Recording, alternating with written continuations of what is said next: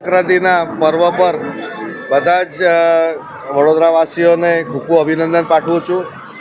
જો કે આજે તો આપણા બેઉની મુલાકાત પણ સાંજે જ થઈ છે, પણ બધાને તો પણ કહેવાની ઈચ્છા કરી કે સાચવીને ઉત્તરાયણ અગાસી પર કરજો.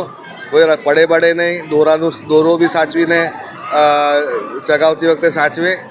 અને બસ મકર સંક્રાંતિની બધાને ખૂબ ખૂબ શુભેચ્છાઓ ફરીથી.